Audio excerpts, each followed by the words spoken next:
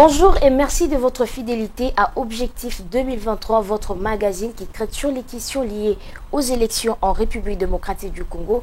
Pour en parler sur ces plateaux, je reçois pour vous le président de la Ligue des jeunes de la CCU, entendez, Convention de Congolais Unis, cher à Lambert Mende. Il s'agit donc de Thierry Monsenepo, à qui j'ai dit bonjour et bienvenue. Bonjour Cléopâtre. Alors, comment le regroupement CCU et Alliés a été accueilli à l'Union Sacrée? Il n'y a pas question d'être accueilli au sein de l'Union Sacrée qui en réalité est un objet immatériel. L'Union Sacrée, c'est une pensée de gouvernance qui a été réfléchie par le chef de l'État, qui pense qu'il y a des Congolais qui ont de la valeur et qui ont réellement un amour pour ce pays et qui sont prêts à l'accompagner dans la gestion de la chose publique en mettant de côté les antivaleurs telles que la corruption, les détournements de deniers publics et ayant réellement le souci à ce que le Congo puisse être développé très vite. Et c'est ainsi que la Convention des Congolais Unis a adhéré à cette vision parce que pour nous, en tant que nationalistes, on ne peut pas accepter de rester au bord de la route alors qu'il y a un président de la République qui a décidé de pouvoir faire avancer le pays. Il est tout à fait normal que nous puissions apporter notre pierre à cette vision parce que depuis 2003, c'est ce que nous faisons.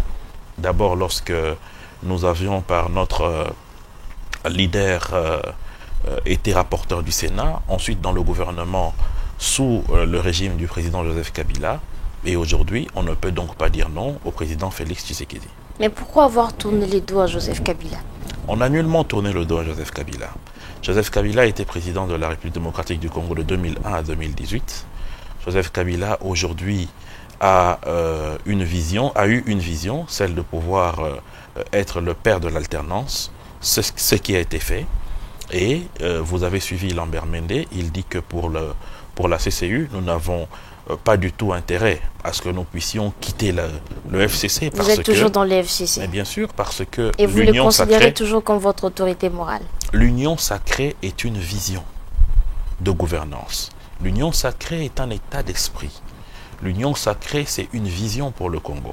Ce n'est ni un parti politique, ni un regroupement, encore moins une plateforme électorale.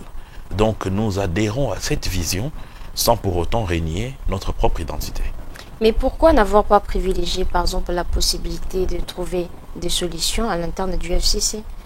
Ces solutions en interne, justement, comme dans chaque famille politique, il y a des reproches qui sont portés au FCC, autant que des reproches qui sont portés à Cash, autant que des reproches qui sont portés à Ensemble. C'est inhérent à la nature humaine. Maintenant, en ce qui concerne le travail qui doit être fait au sein du FCC, c'est une responsabilité qui d'abord est de l'ordre de l'autorité morale lui-même. Il y a eu des propositions qui ont été faites lors de la rencontre de Mboé Laloge par le bureau politique, mais aussi à Safari Beach. Donc, quand l'autorité morale se sentira prêt, il va actionner ses recommandations en vue de régler ces problèmes qui sont aujourd'hui reprochés à cette famille politique. Pourtant, on savait le FCC soudé, mais qu'est-ce qui est l'origine de cette chute? Je pense qu'il y a eu énormément de malaise. Il y a eu énormément de malaise en ce qui concerne notamment les frustrations, où certains partis politiques et regroupements se sont mutuellement accusés sur les échecs qu'il y a eu à la présidentielle d'abord et puis aux législatives. À côté de cela, il y a eu aussi les questions liées à des ambitions personnelles. Il y a eu également le sentiment de sentir l'autorité morale un peu éloignée de ses troupes. Tout ça a fait que certaines personnes ont décidé de tourner le dos à la famille politique, mais en ce qui nous concerne, nous avons le souci à ce que les choses s'arrangent. Mais est-ce que Kabila s'entendait de votre départ?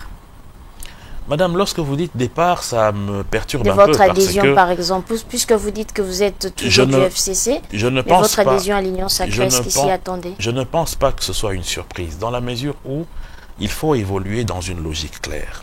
La logique a été qu'en 2018, lorsqu'il y a eu passation de pouvoir civilisé, il a été décidé d'une union qui pourrait aider le pays à avancer entre une majorité parlementaire et un président de la République au sein de la coalition FCC-Cash. Et je crois que cette vision-là n'a jamais quitté le chef du sénateur à vie Joseph Kabila, c'est-à-dire voir des Congolais se mettre ensemble autour du président de la République pour l'aider à réussir son mandat. Donc je ne pense pas que ce soit une déception comme les gens veulent la présenter, mais c'est plutôt une question d'abord de légitimité, parce que pour nous, nous disons que nous sommes d'abord CCU. C'est librement que nous avons adhéré au FCC, et là nous avons signé la charte. C'est aussi librement que nous soutenons la vision du président de la République. Donc pour nous, il n'est pas ici question d'avoir trahi qui que ce soit, mais plutôt d'être resté dans notre propre logique qui consiste à appuyer toute personne qui est en train d'œuvrer pour le développement de notre pays. Mais pouvez appuyer tout en étant simplement FCC? Justement, c'est ce que nous faisons. Nous appuyons en restant. Nous appuyons en continuant à garder notre identité. Mais nous appuyons cette vision du président de la République parce que nous sommes convaincus pertinemment que cette vision, elle est bonne. Elle est bonne pour le pays dans la mesure où nous savons que de manière pertinente, notre pays a beaucoup reculé depuis 1960 jusqu'à aujourd'hui à cause de cet art-là qui gangrène nos sociétés. Il est temps finalement que les Congolais se mettent ensemble pour dire mais qu'est-ce qui se passe? Changeons de façon de voir les choses, changeons de façon de faire, travaillons pour que nous puissions avancer et pour que nous puissions donner à nos fils et filles de demain un pays plus beau qu'avant comme le demande notre hymne national. Et ça se fera dans l'Union sacrée, il y a cette possibilité? Mais nous le souhaitons. Et vous étant donné que nous le croyons, parce que nous croyons en la sincérité du président de la République, nous le croyons aussi parce que nous participons. Parce qu'il est une chose, c'est de croire tout en ne faisant rien, mais il en est une autre qui est de croire et d'agir. Et nous avons choisi de croire et d'agir au sein de cette union sacrée pour permettre à ce que nous puissions apporter notre pierre.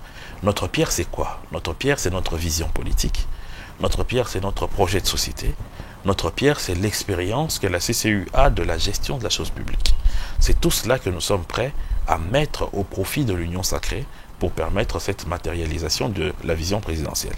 Nous y revenons sur votre pierre, comme vous avez dit, votre pierre d'ajout dans l'union sacrée, mais j'aimerais savoir quelle a été la réaction de Joseph Kabila lorsqu'il a appris que vous avez adhéré à l'union sacrée.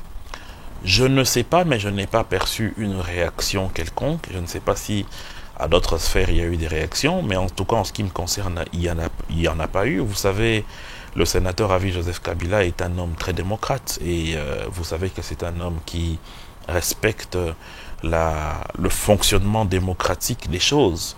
Et ce fonctionnement démocratique donne une certaine liberté de pensée, de vision et de détermination à chaque regroupement et parti politique.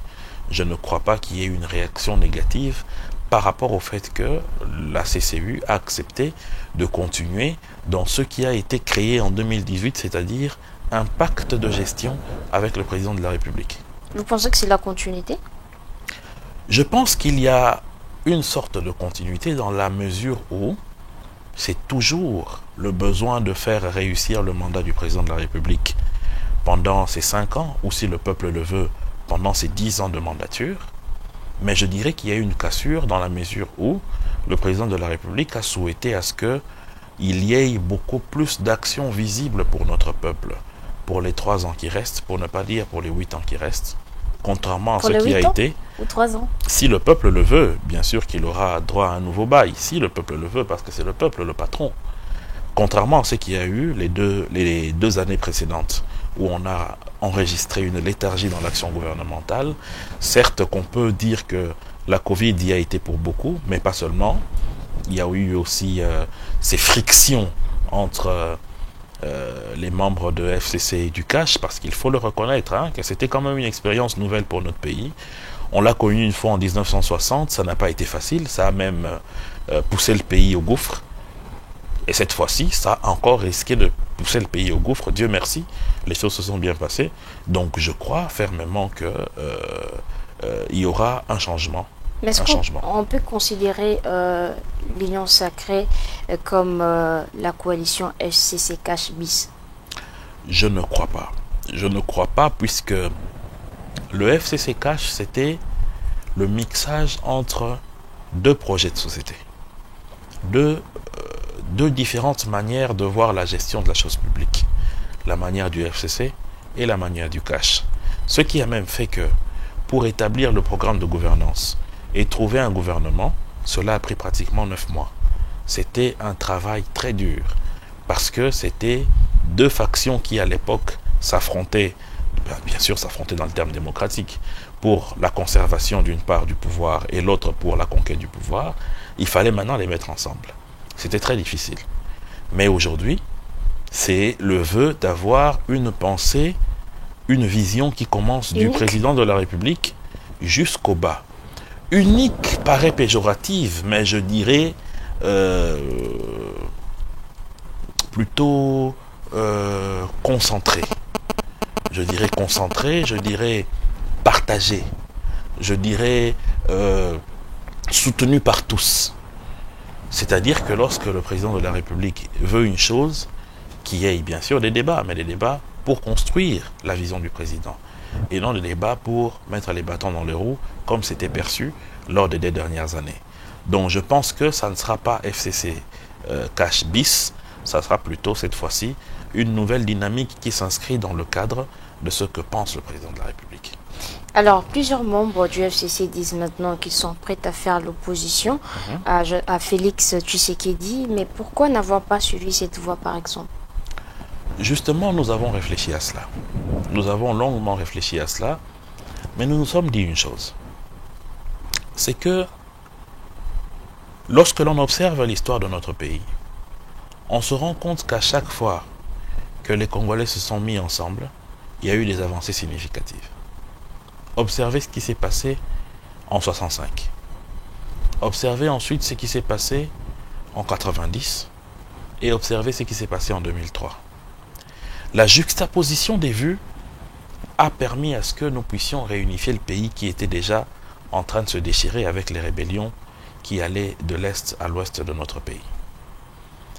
Ces 3 années de transition ont permis à ce que nous puissions avoir les premières élections démocratiques, bien sûr après celle de 1960, d'avoir une constitution, après celle de Lulabourg, et d'avoir une croissance positive et une relance économique et sociale qui a permis à ce que on puisse acheminer vers la restructuration et l'installation du pouvoir de l'État. Donc pour nous, on se dit que nous avons mieux à faire en appuyant le président de la République dans sa vision. C'est vrai que l'opposition n'est pas mauvaise, c'est aussi un appui lorsqu'elle est une opposition constructive. Non, pas du tout. L'opposition, ce n'est pas, comme pensent certains, être l'enfer. Pas du tout. Mais plutôt, nous nous sommes dit que nous ferions mieux, nous serions utiles si nous apportons notre pierre au président de la République. Encore que, on ne fait pas l'opposition rien que pour le besoin de le faire. On fait l'opposition lorsqu'on n'est pas d'accord avec la vision de quelqu'un. En l'occurrence ici, la vision du président de la République. On ne fait pas d'opposition par principe. Comme il est là, je deviens opposant. Non.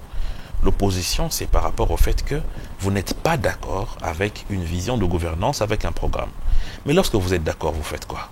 Vous ne vous opposez pas, vous appuyez. C'est ce que nous, on a fait.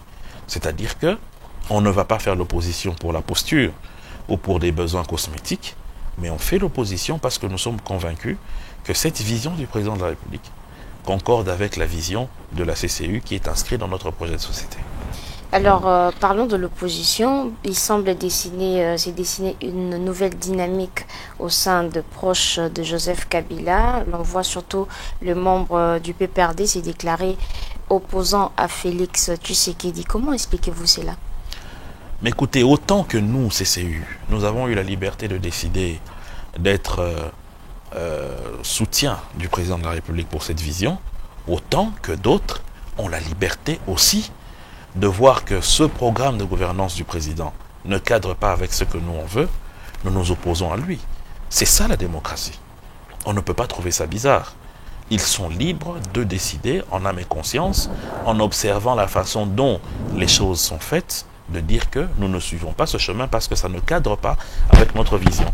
Contrairement à nous, nous avons dit que cette vision cadre avec notre projet de société, nous y allons. Pourtant, il y a peu, il disait soutenir le chef de l'État pour réussir son mandat. Bien entendu, madame. Vous savez que les accords politiques se font et se le font selon les intérêts, selon les visions, selon les circonstances. Donc vous pouvez avoir un partenaire qui hier disait qu'il est contre vous, mais ensuite il dit qu'il est avec vous, parce qu'il y a eu des éléments qui ont changé en positif ou en négatif. Donc comprenez qu'ici, pour la CCU, il y a eu une avancée positive, Mais pour les autres amis, ils disent que l'avancée elle est négative, donc ils s'opposent. Libre à eux. Alors, deux membres de l'Alliance CCU Alliés vous accusent d'avoir frauduleusement utilisé leur signature dans la déclaration de votre adhésion à l'Union sacrée par votre regroupement d'ailleurs. Comment expliquez-vous cela? Madame, lorsque le regroupement CCU et Alliés a été créé en 2016, en 2018 je crois, en 2018, les partis politiques sont venus signer le PV de création et chacun a désigné un délégué au niveau de la conférence des présidents.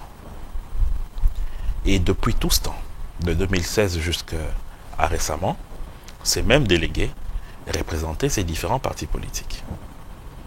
Lorsqu'il s'est agi de réfléchir sur notre adhésion à l'Union sacrée, l'honorable Mende a eu le courage de demander une audience au président de la République qui lui a été accordée pour aller discuter avec lui sur les projets d'investissement de la société où il est PCA, mais a profité de cette occasion pour avoir des éclaircissements sur l'Union sacrée. Il les a eus. Il est donc revenu vers les partis membres de notre regroupement politique. Les mêmes qui depuis 2018 ont créé Alliance CCU et Alliés et ont désigné des gens. Il leur a expliqué ce que lui il a compris du message du président de la République. Tout le monde était convaincu. On a donc préparé notre déclaration politique de soutien à cette vision du président de la République. À notre grande surprise, au lendemain de cette déclaration et de la signature apposée par les délégués toujours présents de tous ces les partis délégués politiques, oui bien sûr, de ces partis politiques au sein de notre regroupement, on commence à enregistrer les déclarations où les gens disent que non, nous on n'était pas représentés, nous on n'était pas consultés, et ainsi de suite. Pourtant, ils y étaient. C'est de la fausseté. Pourquoi? Lorsque déjà vous n'êtes plus d'accord avec votre délégué qui siège à la conférence des présidents, étant donné que vous l'avez nommé par un acte écrit, il faudrait le retirer aussi par un acte écrit, et non le faire au lendemain d'une signature par voie de presse. Ça c'est de 1. De 2. Ce sont des menteurs. Parce qu'ils ont été contactés, on leur a parlé de cette position. Pourquoi ils n'ont pas eu le courage, lorsqu'ils ont été contactés, de dire que nous n'adhérons pas? Ils ont attendu d'abord qu'on puisse faire la déclaration, et pour se donner de l'épaisseur au niveau du FCC, ils se sont permis de vilipender l'Alliance CCU et Alliés. Nous disons, libre à eux de faire les déclarations qu'ils veulent. Mais ils n'ont pas le droit. Non, ce n'est pas un revirement, c'est un besoin de se donner de l'épaisseur. Pourquoi? Parce que, madame, dans le jeu politique démocratique, dans le contexte actuel en République démocratique du Congo, où la représentativité au niveau de l'Assemblée nationale, des assemblées provinciales et du Sénat est le thermomètre qui peut faire jouer un rôle à un parti politique ou à un regroupement, lorsque vous n'avez pas de député, vous n'avez pas de sénateur, vous êtes poids-mouche. Maintenant, en manquant de députés, nationaux ou provinciaux, en manquant de sénateurs, quel est l'autre élément qu'ils peuvent utiliser pour exister? C'est la démagogie, c'est la désinformation. C'est ce qu'ils ont utilisé pour exister. Mais malheureusement, cette existence n'a été que d'une semaine ou deux, à la limite. Parce qu'il fallait qu'on parle d'eux, il fallait donc tirer sur la CCU, tirer sur son initiateur, en débitant des mensonges. Parce que je vous confirme que ces personnes ont des délégués qui ont toujours siégé au niveau de notre conférence de présidents, et ces personnes ont été contactées avant cette déclaration pour prendre leurs avis. Voilà. Voilà. Qu'est-ce que vous, en tant que CCI, concrètement, vous allez apporter à l'Union sacrée? D'abord, madame, vous devez savoir que la CCU, c'est un parti légendaire qui, depuis l'époque du maréchal Mobutu, a milité pour la démocratie de ce pays, aux côtés notamment de Papa Tshisekedi, aux côtés de Joseph Kabila, et aujourd'hui aux côtés du président Félix Tshisekedi. Donc déjà, c'est un apport. Deuxièmement, c'est l'apport en termes de vision, en termes de travail et en termes d'expertise et de sacrifice pour le pays. Vous savez que la CCU, à chaque fois que nous avons occupé des postes, à chaque fois qu'une responsabilité d'État nous a été confiée, nous avons été à la hauteur par le truchement de nos différents représentants, entre autres l'honorable Lambert Mende, que vous connaissez très bien. Donc nous pensons que nous sommes en même d'apporter une pierre dans cette vision du président de la République. Ça, c'est de 1. De manière la plus particulière par rapport à d'autres partis politiques. De 2, nous avons la pertinence de croire que nous sommes parmi les seuls partis politiques qui aujourd'hui militent pour la souveraineté de la République démocratique du Congo. Nous militons pour que le Congolais puisse se retrouver dans ce pays. Nous sommes ce que les gens disent des nationalistes par rapport à la vision de Patrice Emery Lumumba. Cette école-là et cette idéologie-là, c'est un apport particulier. Pourquoi? Parce que nous remarquons que la plupart des pays dans le monde sont déstabilisés par des puissances occultes qu'on appelle la communauté internationale, qui se permet des fois de donner des cartons rouges ou jaunes à certains pays, qui se permettent des fois de dire que ce président de la République ne mérite pas, mais un tel autre mérite, pas parce qu'il a travaillé pour son peuple ou parce qu'il n'a pas travaillé pour son peuple, mais simplement parce qu'ils ne travaillent pas pour leurs propres intérêts. Et nous, CCU, avons toujours eu le courage de dire non à ce genre de pratique.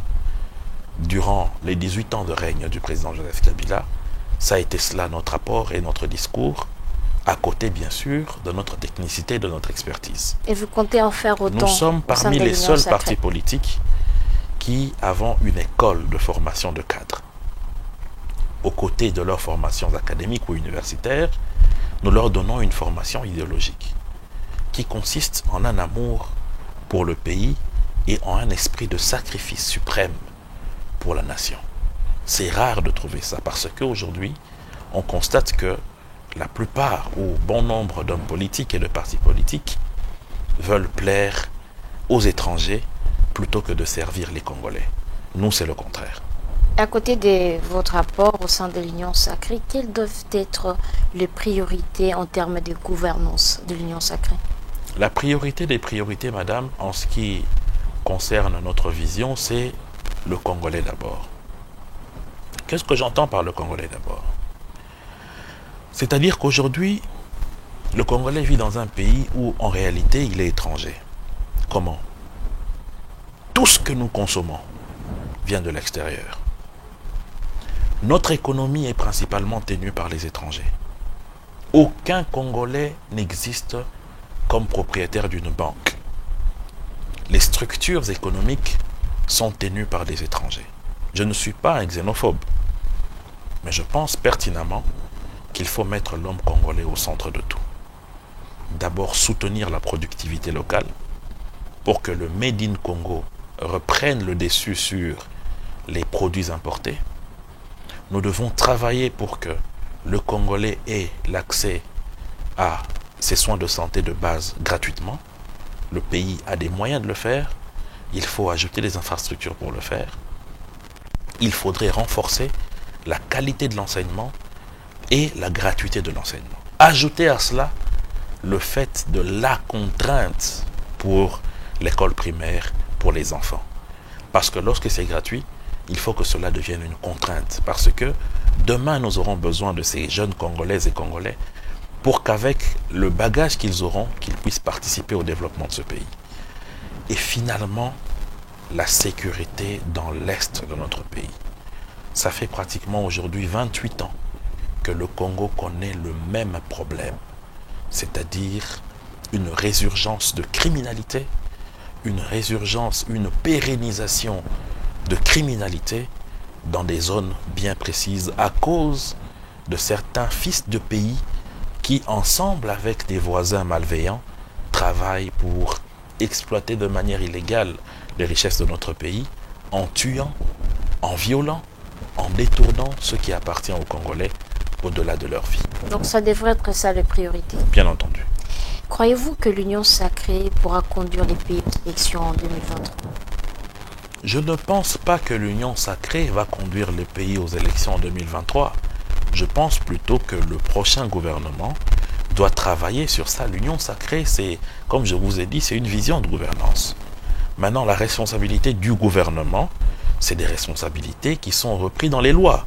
Et parmi ces responsabilités reprises dans les lois, il y a la tenue des élections chaque 5 ans en ce qui concerne les législatives, les sénatoriales et la présidentielle. Donc, le gouvernement devra mettre les moyens qu'il faut pour cela. Deuxièmement, il faudrait nécessairement que les députés nationaux et sénateurs qui aujourd'hui ont aussi soutenu la vision du président de la République et qui aujourd'hui s'organisent autour de cette majorité parlementaire puissent travailler sur les réformes de la CENI très vite. Parce que plus on prend du temps pour ça, plus cela va impacter le calendrier électoral. Puisqu'il y a beaucoup de choses qui ont été reprochées à la CEI, ensuite à la CENI, il est important que nous puissions parfaire le système électoral pour que demain, ça ne soit pas parmi les écueils sur notre marche vers la bonne gouvernance et vers le développement. On ne peut pas, à chaque élection, avoir des crises qui perdurent parce qu'il y a des gens qui contestent les résultats.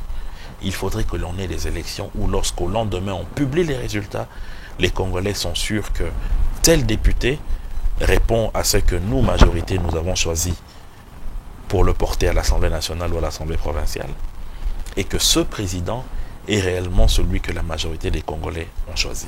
Mais vous ne redoutez pas un éventuel glissement, vu les temps qui courent déjà? Nous devons faire en sorte qu'il n'y en ait pas parce que ce genre de problème, les glissements, les ratés des élections, perturbent le développement du pays. Si vous observez très bien, jusqu'en 2015, le bilan du président Joseph Kabila à l'époque était un bon bilan. La croissance était positive, la monnaie était stable. Et les choses avançaient très bien. On a enregistré des bons résultats, notamment une création de sociétés d'aviation, en l'occurrence Congo Airways. On a enregistré la création de Transco, la construction des bâtiments tels que l'immeuble intelligent et ainsi de suite. Mais dès que nous sommes entrés en 2016, quand la spirale de glissement est intervenue, ces 2 années-là ont fait reculer le pays de pratiquement 5 ans. On a perdu la stabilité de la monnaie, on a perdu les investissements de l'État qui n'existent plus jusqu'à aujourd'hui, on a perdu énormément. Et la raison a été qu'il fallait faire des conciliabules, des ententes pour régler la question de la gouvernance. Et cela ne peut pas à chaque fois intervenir pour que nous puissions aller vers un autre cycle. Ça nous retarde. Donc, il faudrait que ceux qui demain seront au gouvernement, que ceux qui sont à l'Assemblée nationale et au Sénat puissent travailler avec la perspective d'éviter ces chapitres-là à notre pays. Mais quelles sont les réformes prioritaires pour vous? Au niveau de la CENI, les réformes prioritaires, c'est de prendre en compte certaines recommandations du groupe des 13 parlementaires. En l'occurrence, j'adopte certains points de vue qu'ils ont eu à partager avec moi personnellement, puisque j'ai discuté avec l'un d'eux, notamment la possibilité de pouvoir revoir les cautions pour les élections, la possibilité de pouvoir faire un meilleur choix des animateurs de la CENI, la possibilité de rendre plus transparent la transmission des données et des informations au lendemain des élections, la possibilité d'éviter à ce qu'il y ait des listes fantaisistes où on retrouve femmes, enfants, petits-fils et petits-neveux, et la possibilité de rendre 2 tours aux élections plutôt qu'un tour comme ça a été malheureusement dicté par les conjonctures économiques, mais revenir à ça. Et une CENI beaucoup plus professionnelle et loin des influences politiques.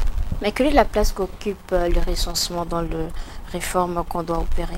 Une très grande place. Une très grande place parce que 70% des revendications de ceux qui rejettent les résultats des élections, c'est qu'ils disent que pendant les enrôlements des électeurs, il y a des bourrages qui se font à gauche et à droite. Il y a des listes qui ne représentent pas la vérité. Donc je pense qu'il est important qu'avant qu'on aille aux prochaines élections, que l'on puisse régler cette question du recensement des Congolais. C'est très important. Ce sera ma dernière question. Qu'est-ce que l'Union sacrée ne devrait pas faire pour ne pas connaître le sort du Front commun pour le Congo? Éviter l'impunité, être transparent par rapport à la gestion de la chose publique, surtout en ce qui concerne les taxes et investissements de l'État. Veiller à ce qu'il y ait des personnes de moralité irréprochable et ayant une expérience avérée et un bagage et un background qui est suffisamment important pour diriger les responsabilités, pour prendre les responsabilités de l'État. Et surtout, veiller à ce que d'abord il y ait les intérêts de l'État avant tout autre intérêt. Et j'ajouterais, éviter les influences politiques en ce qui concerne la gestion de la chose publique. Un message pour terminer? Le message pour terminer, c'est de demander au peuple congolais de croire en cette vision du président de la République et que rien ne peut être fait si l'on n'apporte pas l'appui du peuple aux dirigeants du pays. Parce qu'en réalité, le vrai patron, c'est le peuple. Mais la personne qui souffre en premier, c'est aussi le peuple. Donc le peuple a une double responsabilité, celle d'apporter la pierre lorsqu'il y a des réformes qui sont bénéfiques pour lui, mais aussi veiller à ce que l'homme politique ou le gestionnaire de la chose publique puisse continuer à le faire selon les règles de l'art. C'était un plaisir de vous recevoir sur notre plateau. C'est moi qui vous remercie. Objectif 2023 de ces jours est terminé. Merci à vous de l'avoir suivi. On se retrouve prochainement avec un nouvel invité. Au revoir.